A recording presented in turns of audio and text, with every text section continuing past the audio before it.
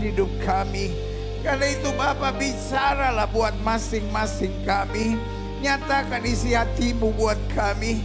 Tegur kami, nasihati kami, arahkan kami, singkapkan kebenaran buat kami. Sehingga kami mengerti kebenaran. Dan biar kebenaran itu yang akan memerdekakan hidup kami. Sembuhkan yang sakit Allah. Kuatkan yang lemah. Beri penghiburan buat yang susah. Bebaskan yang terikat, lepaskan yang terbelenggu, ulurkan tangan bagi yang membutuhkan mujizat.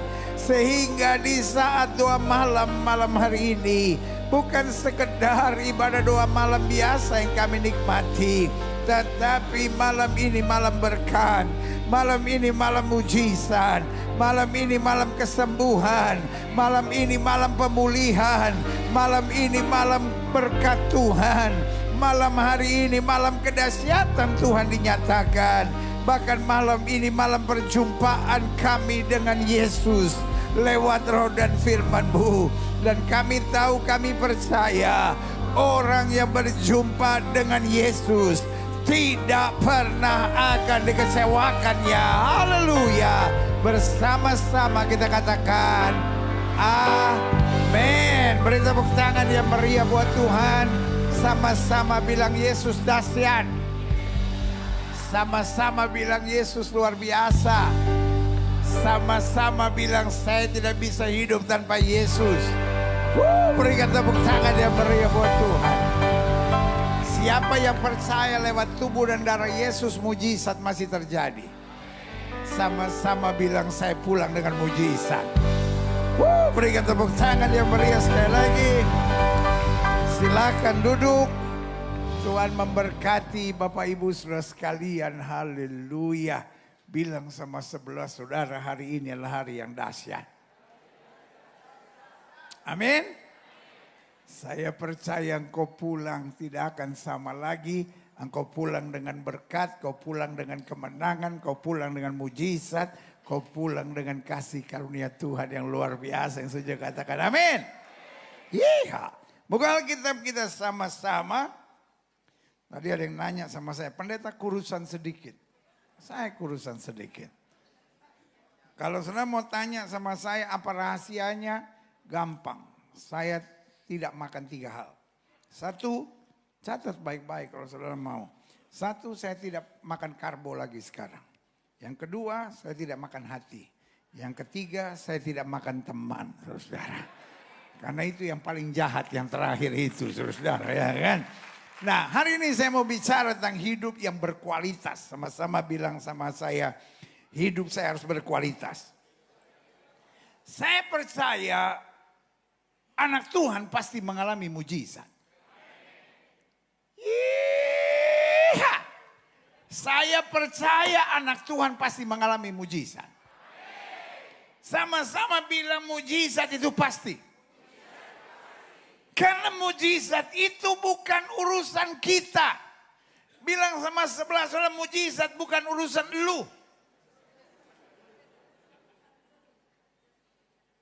Mujizat urusan Tuhan. Tuhan gak perlu dipusingin, Tuhan gak perlu kita pikirin, Tuhan gak perlu kita khawatirkan, gak perlu kita pertanyakan betul gak ya Tuhan saya bisa buat mujizat. Kuncinya pokoknya saya percaya. Yang perlu kita pikirkan bukan Tuhan, yang perlu kita pikirkan diri lu sendiri.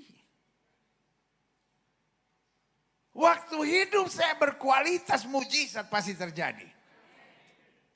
Amin. Makanya kalimat Daud berkali-kali, ujilah aku Tuhan. Paulus bicara hal yang sama, ujilah dirimu sendiri. Kita paling sering uji orang lain sama uji Tuhan. Betul gak ya Tuhan jawab doa saya? Betul gak ya Tuhan beri kemenangan buat saya? Betul gak ya Tuhan bisa robah hati suami saya? Kadangkala bukan hati suamimu yang perlu kau robah hatimu dulu. Saya percaya malam ini engkau akan pulang dengan mujizat. Amin. Tapi kalau kita mau sepakat, maka kita beresin diri kita dulu. Amin. Kalau kita beresin diri kita, semuanya sama Tuhan pasti beres. Tahu gak saudara, Tuhan sudah gak tahan menunggu supaya mujizat dapat dicurahkan. Saya kadang-kadang suka dengar pendeta khotbah itu kayaknya Tuhan tuh pelit banget gitu. Saudara-saudara, ada 14 langkah supaya kita bisa menerima mujizat. Saya baca dalam Alkitab gak pernah ada 14 langkah untuk menerima mujizat. Alkitab saya bilang cuma sesuai dengan imanmu jadi padamu. Amin. Saya mau saudara berpikir bahwa mujizat adalah janji Tuhan. Tuhan adalah Allah yang bukan intrit kasih mujizat. Tapi Tuhan saya mau kasih mujizat pol-polan. Apalagi itu pol-polan. Pokoknya saudara ngerti, kita ngerti, jadi itu barang itu. Amin. Bahasa saya bilang, Tuhan udah gak tahan ingin kasih mujizat buat kita. Tetapi people are not ready. Kadang-kala kita yang gak siap. Dan yang paling berbahaya adalah menerima mujizat buat orang yang tidak siap. Setuju saudara? Sama seperti orang punya senjata itu aman. Tapi memberi senjata kepada orang yang belum mengerti pakai senjata itu bahaya. Saya punya uang 100 miliar itu aman sekarang ini. Aman. Tapi ngasih orang 100 miliar kalau dia belum siap bahaya. Bu, kalau tiba-tiba suami ibu hari ini dapat 100 miliar, aman gak hidup? Belum tentu, Bu. Dia baru punya 15 juta aja udah selingkuh, Bu.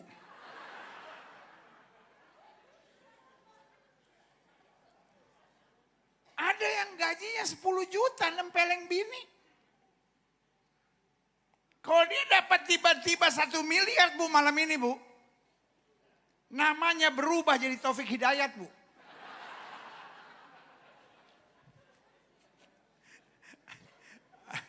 Ada ibu-ibu ngeliatin saya gini. Jangan-jangan dia itu yang diomongin. Bener pendeta, laki gua 10 juta nempeleng gua. Tapi yang satu lagi bilang, oh kalau saya yang tempeleng pendeta. Ngeri kali saudara. Tuhan gak tahan mau kerjakan mujizat. Amin. Tetapi seringkali bukan Tuhannya yang gak siap. Tapi kitanya yang gak siap. Waktu hidup kita berkualitas. Sering ingat gak cerita tentang wanita yang datang pada Yesus? Wanita Kanaan yang datang pada Yesus. Dia bilang, anakku kerasukan setan dan sangat menderita. Tiba-tiba Yesus bilang, aku hanya diutus domba-domba yang hilang dari umat Israel.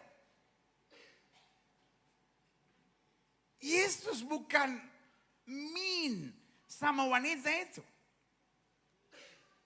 Tapi Yesus mau tunjukkan kepada orang banyak bahwa konsep kamu keliru.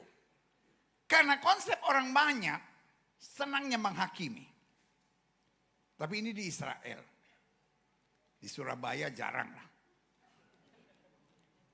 Tapi nggak tahu yang di sini.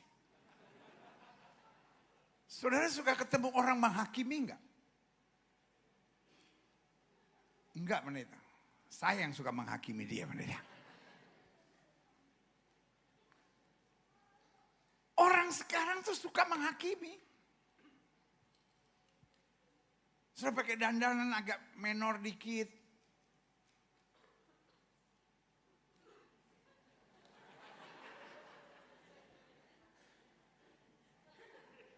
Ani-ani kali dia itu.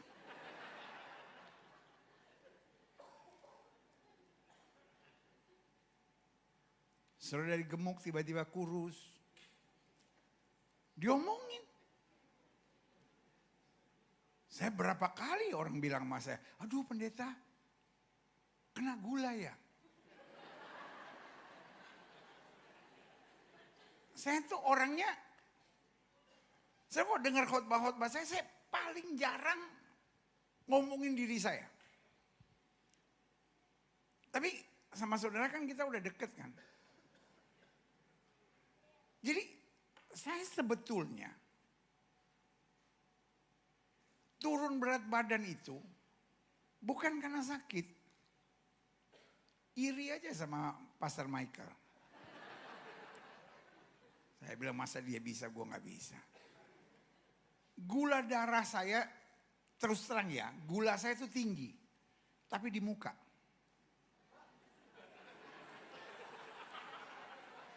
Seribu lebih kalau gak salah waktu kemarin dites itu. Kalau gula di darah aman, cuman di muka. Maksudnya manis.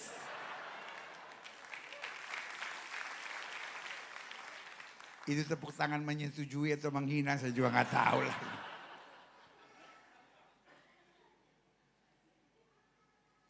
Orang sekarang lihat ibu-ibu kurus diomongin. Lakinya selingkuh kali ya. Iya, setiap kali doa gue juga lihat. Apalagi kalau lagunya meskipun gunung itu tak berpindah. Pasti lakinya udah pindah ke lain hati.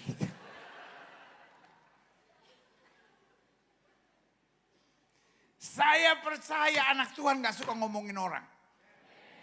Saya percaya anak Tuhan gak suka menghakimi orang. Kalau memang sudah jago menghakimi. Tuh urus Roy Suryo tuh. Biar sudah jadi hakim yang adil buat dia itu. Udah setahun lebih kita pikir berklaim loh dia itu. Jadi Yesus menjawab pandangan banyak orang yang berkata bahwa keselamatan hanya buat orang Yahudi. So Yesus bilang sama mereka, Yesus bilang sama ibu itu, aku datang hanya bagi domba-domba yang hilang dari umat Israel. Tapi apa yang wanita ini buat? Wanita ini mendekat kepada Yesus. Dan berkata, tolonglah aku. Lalu Yesus bilang, tidak patut mengambil roti yang di meja dan melemparkannya kepada anjing. Sampai di sini, kalau ibu itu orang Surabaya, habis Yesus. Saya bisa bayangin nggak taci Surabaya gitu, iya kan? Terus dibilang tidak patut mengambil roti yang di meja melemparkan kepada anjing. Apa? Pendeta model begini apa ini? Aku dibilang asu. Kue yang aduh. Langsung banyak keluar kata-kata berkat itu kalau orang Surabaya itu ya. Tapi apa yang wanita ini buat? Dia menyembah Yesus. Dan dia bilang, tapi anjing juga pantas makan remah-remah yang jatuh dari meja tuannya. Yesus gak emosi. Yesus bilang pada orang banyak, iman sebesar ini tidak pernah kujumpai di antara orang Israel sekalipun. Dengan lain kata, bukan Yesus punya masalah sama wanita itu. Tapi Yesus sedang mau kritik pandangan banyak orang. Kamu yang selama ini menghakimi keselamatan hanya ada buat orang Yahudi. Kamu yang selama ini menghakimi dan berkata orang-orang Samaria, orang-orang Kanaan ini senilainya serendah anjing. Tetapi imannya jauh lebih besar. Yang Yesus sedang tunjukkan. Kita gampang merendahkan orang tapi kualitas menuntun pada kemuliaan.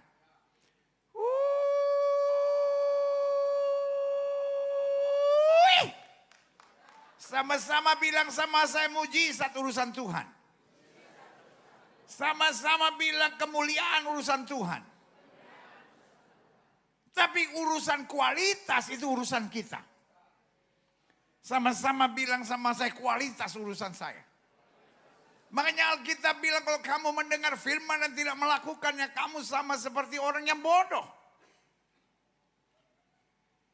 Tapi kalau kamu menerima firman dan kamu melakukannya, kamu seperti orang yang bijaksana. Karena badai pasti akan datang. Fitnahan pasti akan datang. Dicurangi, disakiti, dikhianati, itu pasti akan datang. Tapi bedanya, if we are an on Christian. Kalau kita jadi orang Kristen yang on. Tahu on? On. Bahasa Inggrisnya upit. Nanti buka Google ya. Saya ajarin bahasa Inggris yang kelas-kelas atas.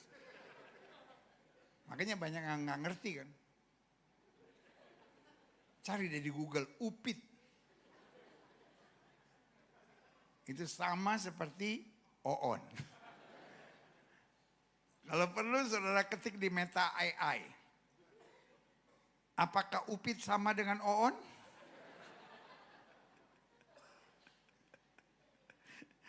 Jadi saya mau jelaskan buat saudara. Badainya pasti datang, angin ributnya pasti datang. Hal-hal yang menyakitkannya pasti datang. Tapi yang membedakannya, apakah kita berkualitas atau tidak berkualitas. Karena kalau kita tidak berkualitas, hebat kerusakannya. Tapi kalau kita berkualitas, kata Alkitab, makin lama makin kuat sampai menghadap Allah di Sion. Katakan amin. Sama-sama bilang sama saya, mujizat urusan Tuhan. Sama-sama bilang sama saya, kemuliaan urusan Tuhan. Tapi hidup berkualitas urusan saya. God can do anything. Tuhan bisa buat apa saja. Tetapi saudara yang harus merubah diri saudara sendiri. Gak bisa kita bilang, Tuhan robah aku Tuhan. Tuhan bilang, lu yang berubah. Makanya Paulus bilang, hidupku bukannya aku lagi. Tapi Kristus yang hidup dalam aku. Kau berikan tepuk tangan yang meriah buat Tuhan. Klik. Nah, saya pelajari. Coba lihat ayat firman Tuhan ini. Amsal 15 ayat 22 sampai 24. Dikatakan rancangan gagal kalau tidak ada pertimbangan. Pertanyaan saya, siapa yang harus buat pertimbangan? Yang harus buat pertimbangan adalah kita. Amin. Tuhan selalu persiapkan yang terbaik buat kita. Tapi tawaran dunia, intimidasi iblis bisa mendatangkan kebingungan. Karena itu Alkitab berkata, rancangan gagal kalau tidak ada pertimbangan. Tetapi terlaksana, tetapi berhasil kalau penasihat banyak.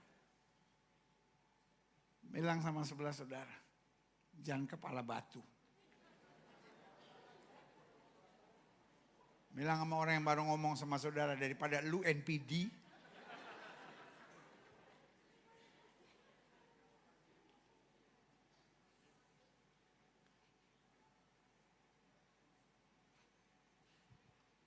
Jadi saudaraku yang kasih dalam Tuhan.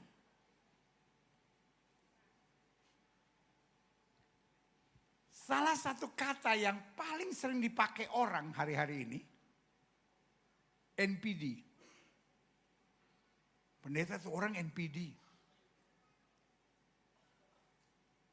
Saya perhatikan. 5 tahun yang lalu saya belum pernah dengar itu kata NPD. Betul nggak? Tapi 5 tahun belakangan ini banyak orang. Pendeta, suami saya NPD, pendeta. Istri saya NPD. Padahal saya sebagai pendeta ngelihat dua-duanya NPD.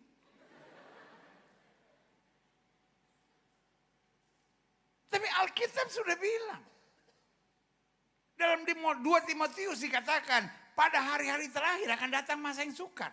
Manusia akan mencintai dirinya, manusia akan menjadi garang, tidak suka yang baik, hanya senang dipuji, hanya ingin cari semua untuk kepentingannya sendiri. Bos,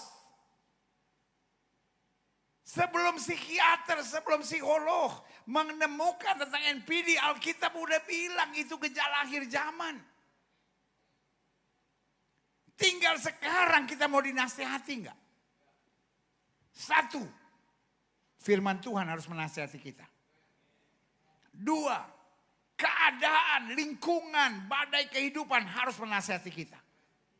Dan yang ketiga, orang-orang yang sayang sama kita.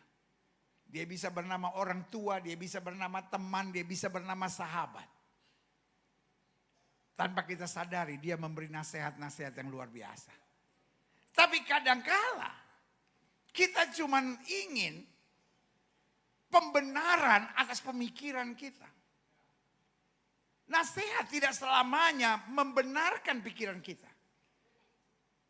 Tapi nasihat membawa kita pada peningkatan dan kemajuan.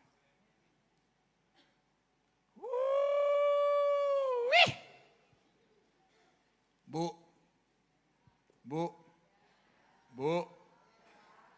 nanti malam Bu, ada PR buat ibu. Sebelum ibu tidur, tanya sama suami, sayang, dari hari pertama aku menikah sama kamu sampai hari ini, aku lebih baik, lebih dewasa atau gimana? Kalau suami sudah langsung peluk sudah dan bilang, sayang, kemajuan dalam diri kamu luar biasa, sangat membanggakan aku. Berarti ibu luar biasa. Tapi kalau suami tiba-tiba balik badan, bilang jangan aneh-aneh lah, tidur aja lah. Itu artinya, Bu. Bukan peningkatan, Bu. Tapi pengacauan, Bu, yang terjadi. Karena Alkitab sudah bilang rancangan gagal kalau tidak ada pertimbangan. Tetapi terlaksana kalau penasihatnya banyak. Hidup ini bukan how you start, but how you end. Hidup ini bukan bagaimana kamu memulai, tapi bagaimana kamu mengakhirinya. Paulus pakai bahasa gini, kamu sudah mulai dengan roh, jangan kamu mengakhiri dengan daging. Billy Graham pernah menyebut satu kalimat yang sangat penting, finishing strong. Karena setiap latihan pasti akan mendatangkan kemajuan. Betul? Semalas-malasnya saudara ke gym misalnya. Ya, dari bisa angkat 5 kilo, ya lumayan lah setelah 20 tahun bisa 6,5 lah. Kan saya udah bilang semalas-malasnya. Tapi kalau serajin-rajinnya, orang yang bisa angkat 5 kilo, setelah 10 tahun kemudian mungkin dia bisa angkat 30 kilo. Betul saudara? Nah ini yang Alkitab ajarkan. Keberhasilan ada bukan betapa hebatnya kita. Bukan betapa hokinya kita. Tapi keberhasilan ada kalau kita mau dinasihatin. Sama-sama bilang saya harus bisa berubah. Ayat 23. Seorang bersuka cita karena jawaban yang diberikannya. Dan alangkah baiknya perkataan yang tepat pada waktunya. Ayat ke-24. Jalan kehidupan orang berakal budi menuju ke atas. Supaya ia menjauhi dunia orang mati di bawah. Makanya Paulus bilang, pikirkanlah perkara-perkara yang di atas. Jangan perkara-perkara yang di bumi.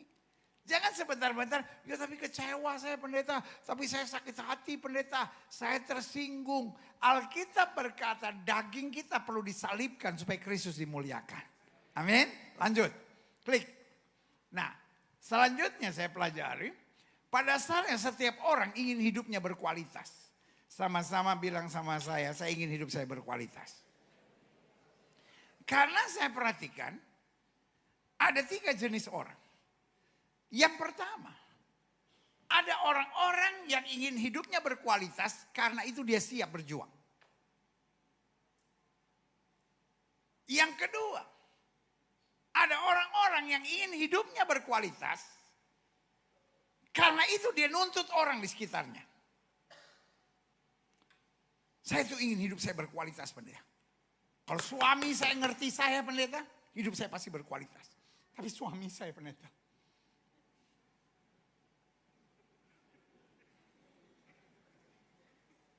dikirim setan dalam hidup saya.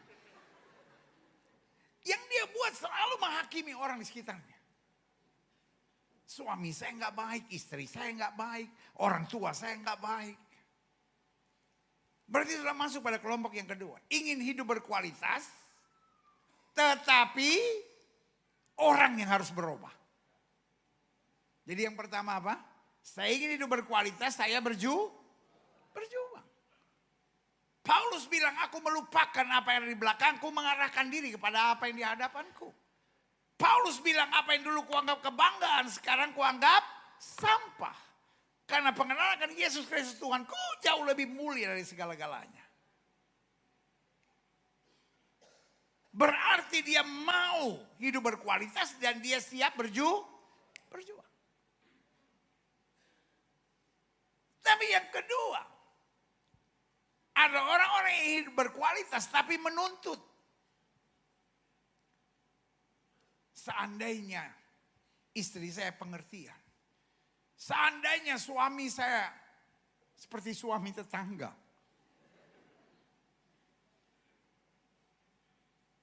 Seandainya orang-orang kayak begini hanya membuat kehidupan ini penuh dengan air mata. Tapi yang ketiga adalah orang-orang yang ingin hidupnya berkualitas. Tapi selalu terbunuh sama intimidasi kegelapan. Selalu berpikir, nggak mungkin. Ya saya tidak ditakdirkan untuk hidup berkualitas. Saya sih udah coba pendeta tapi nggak bisa. Alkitab saya bilang, bersama dengan Yesus kita cakap menanggung segala perkara. Sama-sama bilang hidup berkualitas. Pasti bisa. Kalau saya mau. Dalam pertolongan Roh Kudus. Karena kita bilang kalau Roh Kudus turun ke atas kamu, kamu akan menerima kuasa.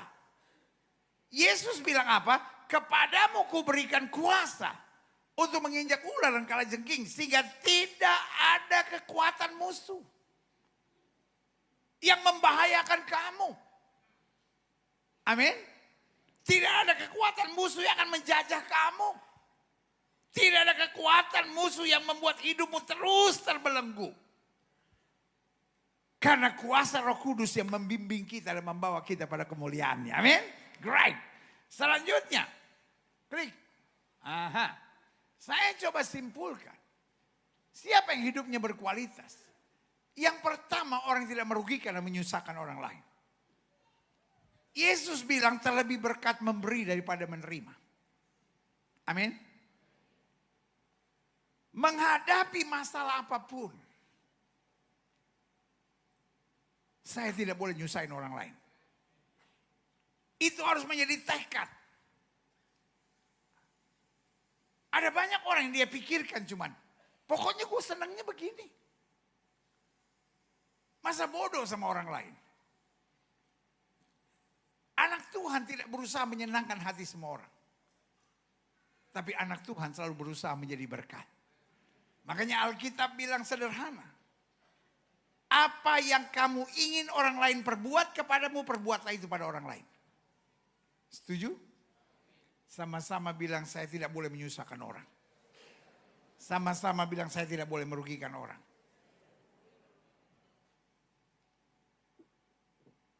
Alkitab saya bilang tentang Yusuf. Siapa Yusuf? Yusuf seorang budak di rumah Potifar. Tapi Alkitab berkata sementara Yusuf ada di situ, keluarga itu tidak kekurangan keuntungan. Amin. Alkitab bicara tentang seorang gadis remaja usia kira-kira 11 sampai 13 tahun. Sebut saja namanya Mawar. Kayak yang di TV-TV. Dia seorang gadis Israel. Ketika Raja Aram menyerang Israel, maka gadis ini ditawan. Dibawa ke rumah panglimanya yang bernama Naaman. Naaman seorang pahlawan hebat tapi punya penyakit yaitu kusta. Dan kita tahu di zaman itu orang kusta nggak boleh pakai baju biasa, dia harus pakai baju compang-camping. Orang kusta tidak boleh tinggal di kota, dia harus tinggal di luar kota.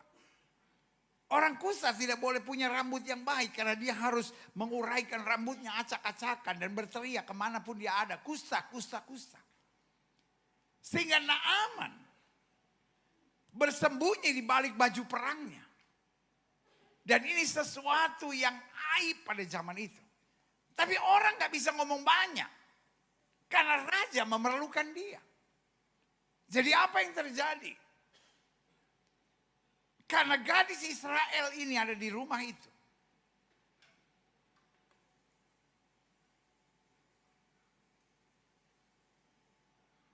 Dia bukan colek nyonya sambil bilang, "Nyonya,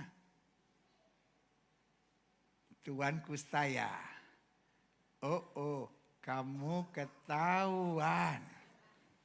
No. Dia gak mau nyusahkan, dia gak mau merugikan. Dia bilang, "Nyonya, seandainya Tuhan dibawa ke Israel. Di Israel ada seorang nabi yang bernama Elisa. Dia pasti akan menyembuhkannya." Ini yang saya bilang. Dia bukan datang nyusahin orang, dia bukan datang menghakimi orang, dia bukan datang melukai hati orang, dia bukan datang untuk memojokkan orang, tapi dimanapun dia ada, dia harus jadi berkat. Setiap pagi bangun bilang, "Hari ini saya akan jadi berkat. Hari ini saya akan bawa damai. Hari ini saya akan bawa sukacita. Hari ini saya akan menyatakan kemuliaan dan kasih Kristus." Katakan amin. Yang kedua, siapa yang hidupnya berkualitas? Orang yang tidak terikat dan terbelenggu dengan hal-hal yang tidak disukai. Paulus bilang, apa yang tidak ingin aku perbuat, itu aku perbuat.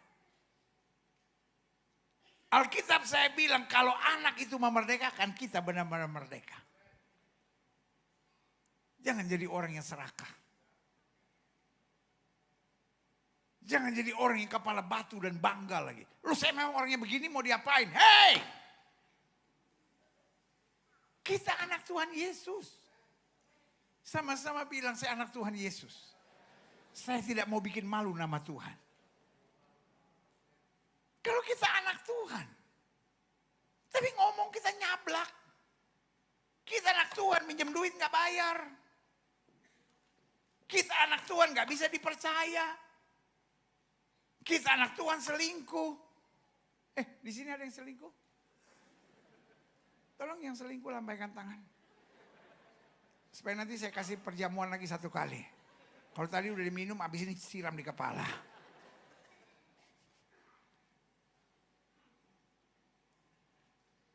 Karena yang saya percaya, anak Tuhan sudah bebas dari belenggu. Alkitab bilang supaya orang melihat perbuatanmu dan memuliakan Bapa yang di surga. Selalu saya bilang, kita bukan orang dunia yang sedang berjalan menuju surga, mudah-mudahan nyampe. Tapi kita orang surgawi yang ditempatkan di muka bumi dengan misi ilahi. Taruh tangan kanan saudara di dada, bilang, saya ada misi ilahi. Anak Tuhan jangan pernah merasa lelah. Anak Tuhan jangan pernah merasa capek. Ada banyak orang yang bilang, saya lelah pendeta. Saya udah berusaha jadi orang baik gitu. Saya berusaha jadi istri yang taat gitu. Saya berusaha jadi suami yang sukacita. Saya berusaha jadi anak Tuhan yang melakukan yang benar. Tapi lama-lama gak tahan pendeta. Terlalu banyak serangan yang saya alami. Hari ini saya hanya mau bilang, ada misi Tuhan yang belum selesai. Pastikan kau berdiri tegak. Dalam Alkitab saya bilang, roh yang di dalam kita lebih besar dari roh yang ada di dunia ini. Katakan amin. Yang ketiga, siapa yang hidupnya berkualitas? Klik. Aha. Seorang yang hidupnya memberi arti dan kebahagiaan buat orang di sekitarnya. Ada banyak orang yang dia pikirkan bagaimana saya bahagia.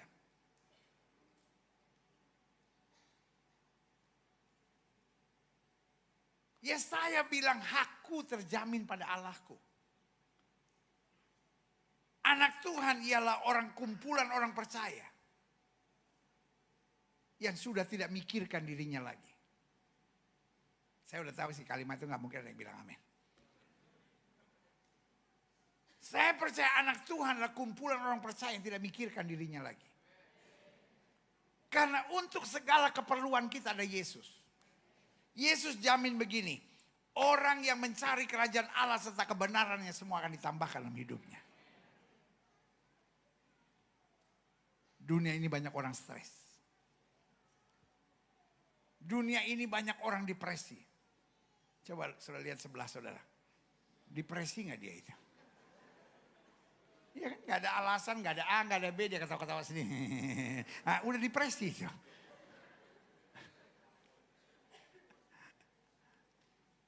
Bu,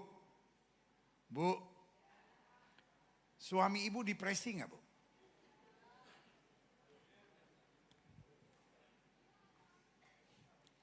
Jangan main enggak-enggak aja bu. Tanya dulu. Sayang kamu depresi enggak? Nanti kalau dia bilang kadang-kadang. Tanya lagi.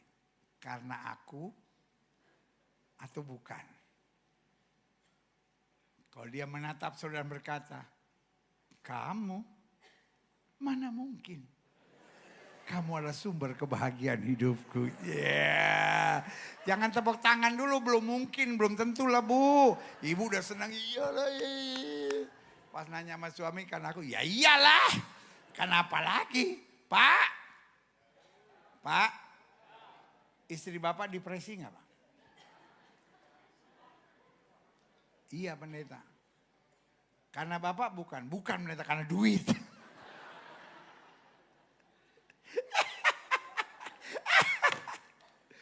Aduh, saya paling seneng khotbah di TP ini orangnya lucu-lucu ya.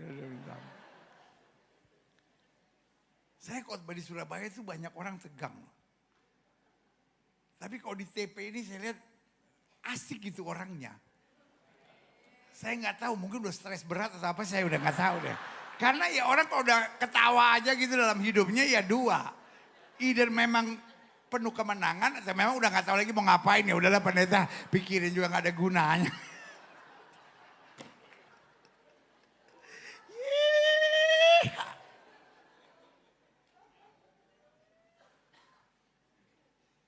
Dunia ini makin banyak orang stres. Ciri orang stres apa saudara? Yang pertama curiga. Orang stres itu sudah senyum, dia langsung.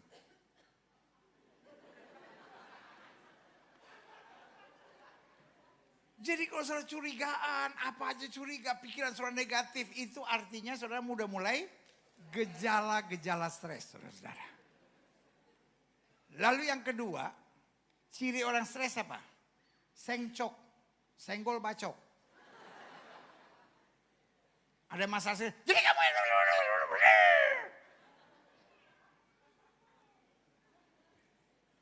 ibu salah sedikit, suami langsung. Jadi kamu apa? Mau kamu bahagia. Ibu ya. Jadi kalau suami senggol bacok gitu, baru kesenggol sedikit langsung. Jadi kamu maunya apa? Mau kamu sayang aku. Kadang-kadang ibu-ibu juga gitu, nggak boleh. Ya udah pak, jadi kamu maunya apa? Mau kamu tetap lembut cintaku. Jadi yang pertama apa selalu? Curiga. Yang kedua, sengcok. Apa aja emosi.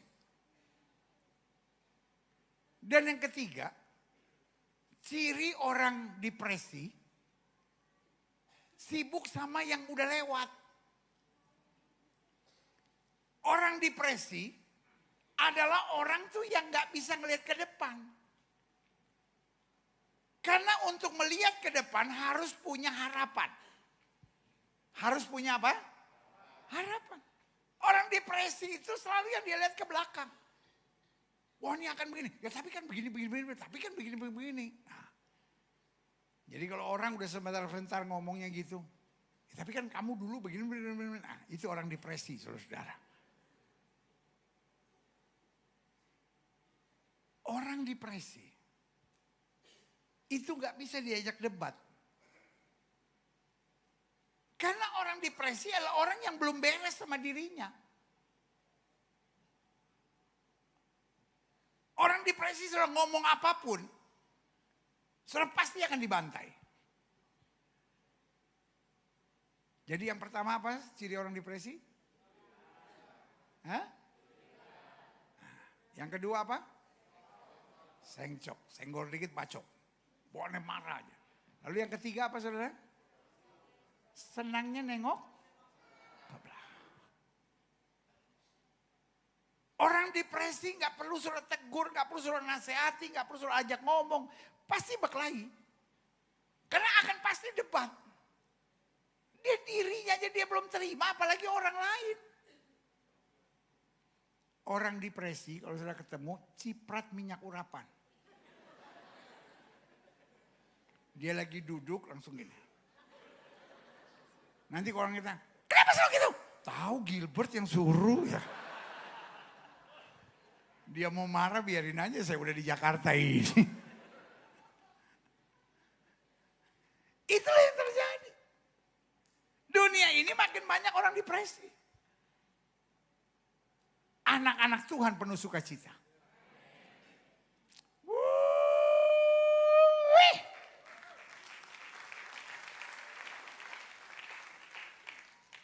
Menghadapi orang yang depresi, ingatlah yang depresi itu dia. Jangan sampai nular. Alkitab bilang apa? Hati yang gembira adalah obat yang manjur.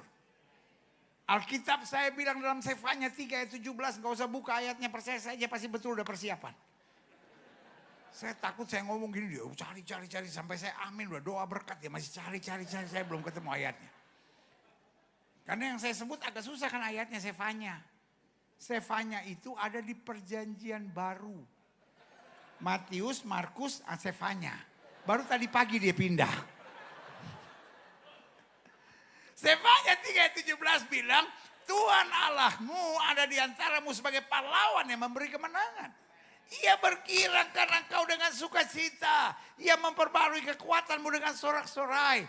Artinya dalam hidup ini jangan ikut stres dengan orang stres. Karena kita punya misi sorgawi untuk menghadirkan sukacita dimanapun kita berada. Sama-sama bilang tugas saya menghadirkan sukacita. Amin. Klik.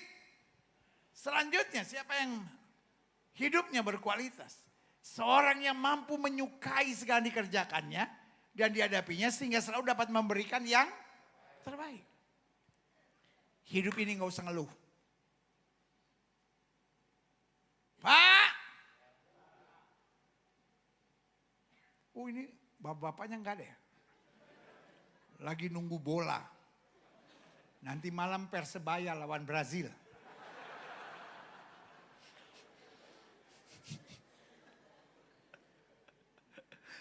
Bukan pendeta, bukan Persebaya, pendeta ini nggak ngerti Piala Dunia. Arema. Ya sudahlah. Pak. Bu. Hidup ini jangan ngeluh. Kalau saya jadi saudara, pasti saya bilang amin. Tapi kan saya yang khotbah, masa saya khotbah sendiri saya bilang amin sendiri kan lucu kan? Hidup ini jangan ngeluh, amin. Kayak kurang kerjaan gitu. Udahlah saya ngomong sama anak-anak muda aja lah. Yang belum berkarat seperti saudara itu. Adik-adik muda. Ini yang saya senang. Kenapa gak dari tadi? Udah Pak. Pakai iPod kayak apa lah Pak. Anak-anak muda. Hidup ini jangan mengeluh. Coba lihat.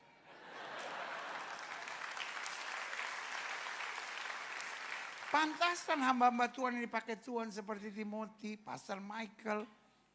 Anak muda sekarang dipakai Tuhan yang tua-tua deh. Bukan tua pendeta senior lah. Saya nggak janjian loh sama mereka. Nih, saya kasih tahu nih. Anak-anak muda sekalian.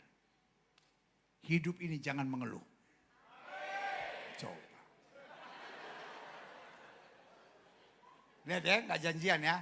Anak-anak muda sekalian, hidup jangan mengeluh.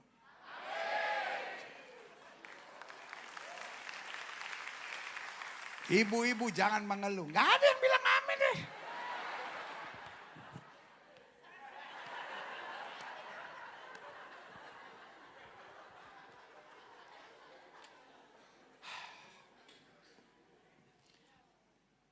Ada yang bawa Paramex nggak? Kepala saya mulai nyut-nyutan. Hidup ini jangan ngeluh. Ngeluh nggak nolong. Apapun yang harus kita hadapi, apapun yang harus kita lewati dengan syukur.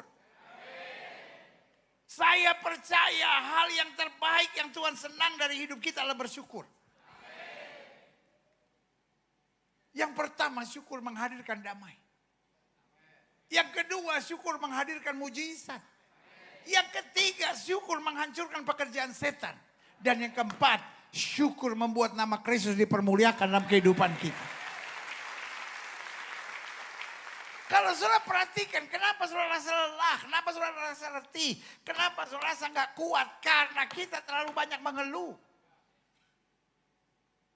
Jalani semuanya dengan sukacita. Kita pegang Roma 8 ayat 28, Allah turut bekerja dalam segala perkara untuk mendatangkan kebaikan bagi setiap orang yang mengasihi Dia. Katakan amin. Selanjutnya, klik. Ada 6 hal yang harus dihindari untuk hidup. 6 hal yang harus dihindari supaya hidup kita berkualitas. Yang pertama, hindari bohong dan malas. Bu, ibu yang suka bohong atau suami ibu yang suka bohong?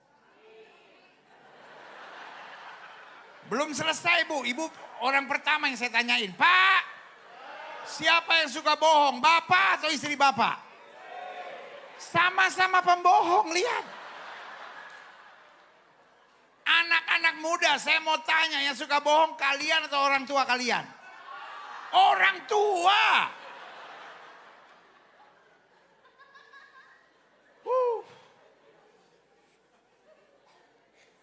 Kenapa saya masuk gereja model begini ya?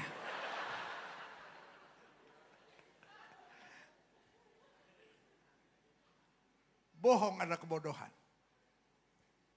Malas selalu merugikan.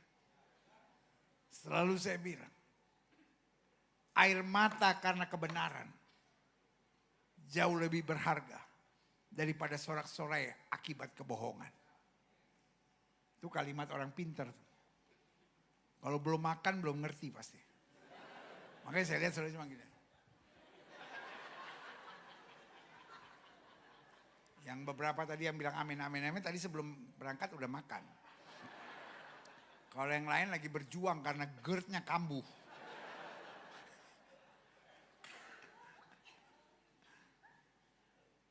Air mata karena kebenaran jauh lebih berharga daripada sorak-sorai akibat kebohongan. Setuju saudara? Karena orang malas dan orang bohong, hidupnya tidak berkualitas. Mujizat semakin jauh daripadanya. Daud berkata, sekalipun ayahku dan ibuku meninggalkan aku, Tuhan menyambut aku. Dia bukan seorang yang malas. Dia bilang, aku mau bangun pagi dan membangunkan fajar. Makanan kemalasan tidak aku makan katanya. Hari ini sebagai hamba Allah saya hanya mau ingatkan. Gak usah tungguin mujizat, gak usah tungguin kemuliaan. Tuhan pasti sediakan tempat pada waktunya. Urusan kita, urus diri kita supaya hidup berkualitas. Yang kedua, yang harus dihindari agar hidup kita berkualitas. Hindari iri dan dengki. Rencana Tuhan tidak pernah tertukar. Amin. Ada orang lain lebih kaya dari saudara. Ada orang lain lebih sukses dari saudara. Ada orang lain lebih ganteng dari saudara. Ada orang lebih cantik dari saudara. Tapi hidupmu tetap berkualitas. Hindari pemikiran bodoh dalam hidup ini. Ada orang-orang yang berpikir supaya saya bisa cantik dia harus jelek.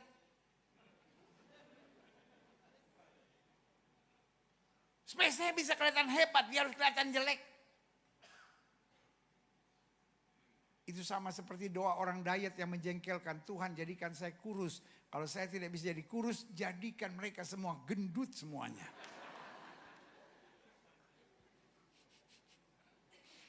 Tiba-tiba kita bingung, kenapa kok timbangan kita naik? Doa tuh orang yang bikin naik.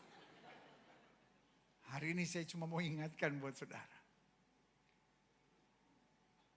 Hidupmu tidak ditentukan oleh orang.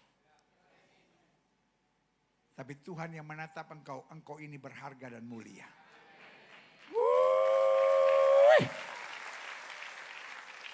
Sebelum kita bisa menghargai Tuhan, sebelum kita bisa menghargai orang lain, kita harus bisa menghargai Tuhan dan menghargai diri kita sendiri.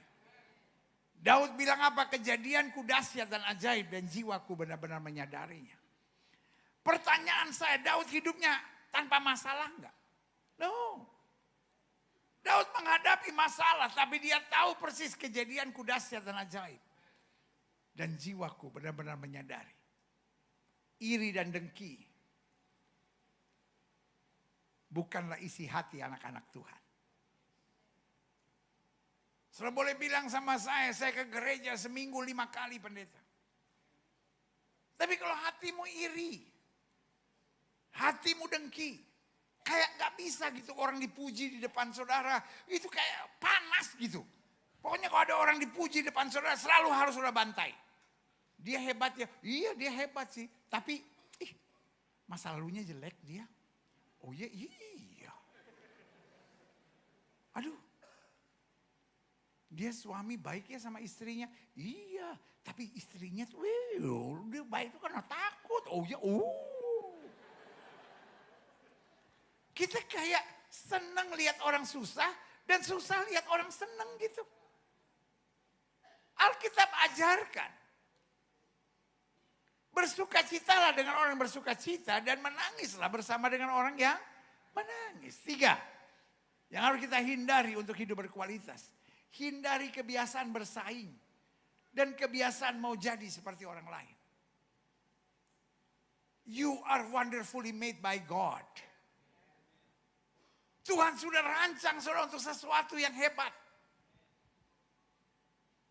Nggak usah bersaing sama siapapun. Alkitab berkata kita adalah pemenang. Bahkan Alkitab bilang kita lebih daripada orang-orang yang menang. Tapi itu bukan berarti kita harus mengalahkan. Pemenang tidak harus mengalahkan siapapun. Karena kita pemenang yang harus kita kalahkan adalah diri kita sendiri. Amin. Supaya kita nggak sombong. Supaya kita nggak kepala batu. Kata Alkitab, supaya kita nggak miring ke kiri, miring ke kanan. Tapi berjalan seturut firman Tuhan. Maka yang terjadi kita tidak akan turun tapi akan naik. Tidak akan menjadi ekor, tapi menjadi kepala. Orang yang masih sibuk mengalahkan orang lain. Adalah orang yang belum beres sama dirinya sendiri. Musa dimaki-maki oleh bangsa Israel. Waktu Musa berhasil membawa bangsa Israel keluar dari Mesir. Tiba-tiba Musa berhadapan dengan laut Teberau. Dan sementara mereka sedang berpikir bagaimana menaklukkan laut Teberau ini. Tiba-tiba mereka dengar bunyi langkah kereta kuda dan mereka lihat ke belakang. Mereka lihat Fir'aun dengan pasukannya mengejar kembali. Dan mereka cuma berpikir, pikiran yang sangat pendek. Kita akan binasa. Jadi mereka sedang berpikir untuk membuat restoratif justice. Seperti Rismond. Bagaimana berdamai. Dia marah sama Musa. Dia bilang, Musa apa kurang kuburan di Mesir sampai kau biarkan kami mati di padang belantara seperti ini. Kami tidak lagi mau dipimpin oleh engkau. Kami akan memilih pemimpin yang lain. Musa tidak berpikir bagaimana mengalahkan mereka. Musa membawa perkaranya di hadapan Tuhan. Yang Musa buat adalah mengalahkan dirinya sendiri. Pertanyaan saya, Pak,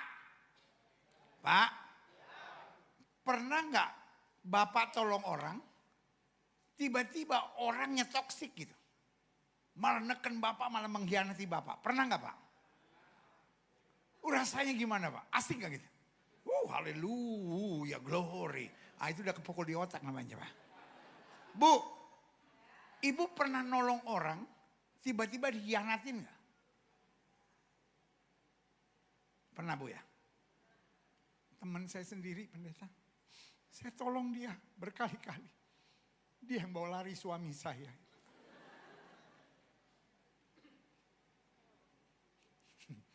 Ada ibu-ibu yang nanti gini.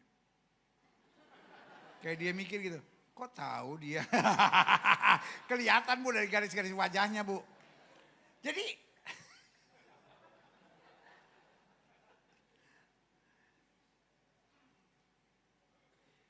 kalau kita udah buat baik sama orang, tiba-tiba orang itu nyakitin kita.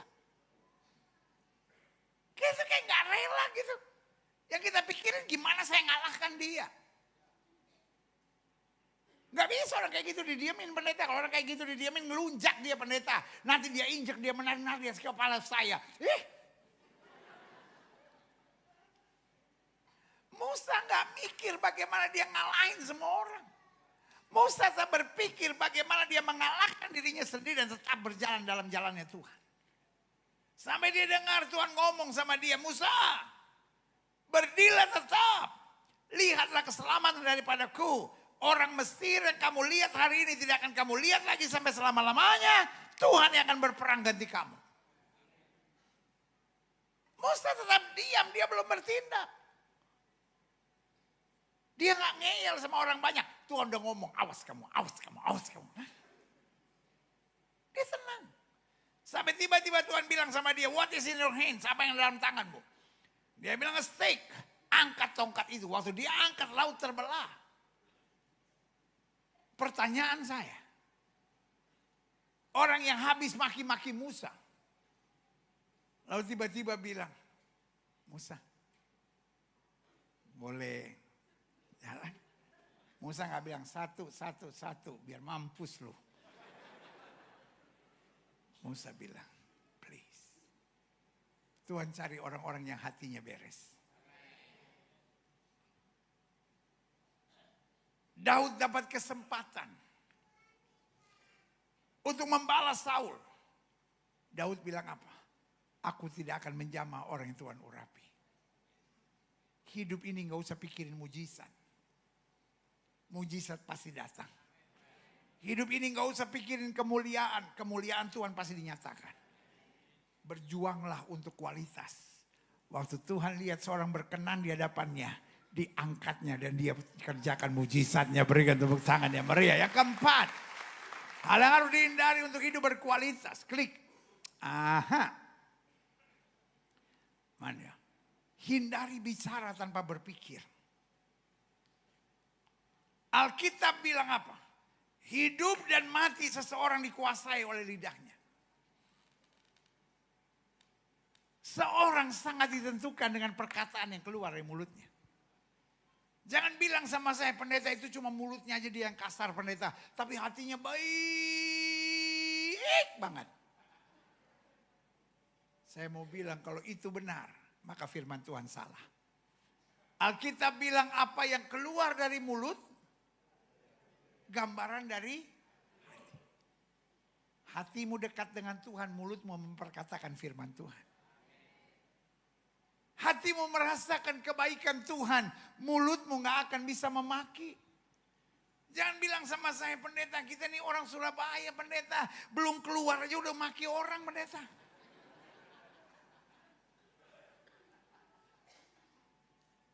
Buat saya itu orang yang belum mengalami kasih Tuhan. Orang yang mengalami kasih Tuhan yang pertama yang dia perkatakan iman. Kita tidak memperkatakan apa yang kita rasakan. Pak, Yang kau rasakan gak penting buat orang sekitarmu. Bu, yang kau rasakan gak penting buat orang sekitarmu. Kalau engkau sebentar-bentar, aduh kepalaku nyut-nyutan, aduh jempolku cantengan, aduh perutku buang-buang angin. Kalau selalu yang kau perkatakan hanya apa yang kau rasakan. Sorry untuk bilang ini, kau hanya menjadi orang yang menyebalkan. Engkau menjadi beban buat orang di sekitarmu. 5 menit itu orang duduk samping saudara. Langsung kejang-kejang. Kita tidak memperkatakan yang kita rasakan. Sama-sama bilang sama saya tidak memperkatakan apa yang saya rasakan. Tapi saya memperkatakan apa yang Yesus sudah janjikan dalam hidup saya. Berikan tepuk tangan yang meriah buat itu. Saudara-saudara yang ada di rumah ketik live chat saudara, saya tidak memperkatakan apa yang saya rasakan. Tapi saya perkatakan iman. Sama-sama bilang saya perkatakan iman. Yang kedua, saya memperkatakan kebaikan Tuhan dalam hidup saya. Alkitab saya bilang ceritakan perbuatannya dan kemuliaannya. Dan yang ketiga, saya memperkatakan hal-hal yang membangun dan menjadi berkat. Alkitab ajarkan kita. Hidup dan mati seseorang dikuasai oleh lidahnya. Barang siapa suka menggemakannya, ia yang akan memakan buahnya. 1, perkatakan iman. 2, perkatakan kebaikan dan kemuliaan Tuhan. Dan yang ketiga, perkatakan hal-hal yang membangun dan menjadi berkat. Karena untuk itulah kita dipanggil. Untuk membangun dan menjadi berkat. Berikan tepuk tangan yang meriah buat Tuhan. Hindari bicara seenaknya. Hindari bicara yang kemudian melukai, menghancurkan, menjatuhkan. Karena Alkitab bilang, kita memiliki lidah seorang murid. Yang kelima, hal yang harus kita hindari untuk hidup berkualitas. Hindari berpikiran pendek dan manipulatif. Alkitab bilang kami memiliki pikiran Kristus. Amin. Jangan jadi orang udahlah apa yang terjadi, terjadilah. Enggak. Saya mesti cari perkenanan Tuhan. Sama-sama bilang saya mesti cari perkenanan Tuhan. Alkitab bilang apa? Apa yang benar. Apa yang mulia. Apa yang sedap didengar. Pikirkan semuanya itu. Sama-sama bilang sama saya jalan keluar itu pasti. Bu, boleh nggak jangan berpikiran pendek. Kalau setan nggak bisa pisahkan kita dari kasih Kristus. Setan bikin kita berpikiran pendek dan manipulatif. Ya udahlah pokoknya biar cepat aja lah. Adik-adik muda, pasti ada jalan keluar. Alkitab saya bilang orang yang bertahan sampai kesudahannya pasti selamat. Daud sampai bilang gini, dulu aku muda, sekarang aku menjadi tua. Tidak pernah aku lihat anak cucu orang benar meminta-minta roti. Artinya selama kita bertahan, selalu ada kemenangan yang Tuhan sediakan. Berikan tepuk tangan. Yang terakhir saya undang pemain musik dan singer maju ke depan. Hal yang harus kita hindari untuk hidup berkualitas. Hindari mengeluh dan menghalalkan segala cara. Tahukah saudara? Untuk mengeluh dan bersyukur membutuhkan energi yang sama. Hanya bedanya, kalau saya memikirkan yang negatif, hasilnya saya akan mengeluh. Tapi kalau saya memikirkan kehendak Tuhan, kebaikan Tuhan, kedahsyatan Tuhan, otomatis saya akan bersyukur. Yusuf nggak punya alasan untuk bersyukur. Hukumannya hukuman mati, tuduhannya pemerkosaan, dan dia tidak melakukannya sama sekali.